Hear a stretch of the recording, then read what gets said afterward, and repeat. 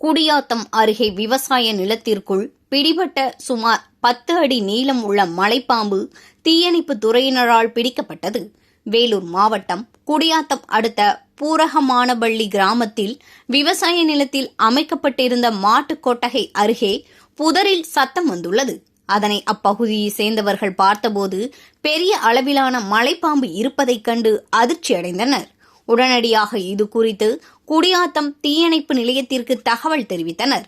இரவு நேரம் என்பதையும் பொருட்படுத்தாமல் சம்பவ இடத்திற்கு குடியாத்தம் தீயணைப்பு நிலைய அலுவலர்கள் பொறுப்பு சென்னை கேசவன் தலைமையில் விரைந்து சென்ற தீயணைப்பு வீரர்கள் குறிப்பிட்ட அந்த புதரில் சென்று பார்த்தபோது சுமார் 10 அடி நீளம் உள்ள மலைப்பாம்பு இருந்தது.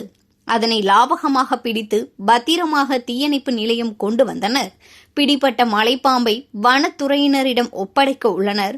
விவசாய நிலத்திற்குள் பிடிபட்ட 10 அடி மலைப்பாம்பால் அப்பகுதியில் பெரும் பரபரப்பு ஏற்பட்டது.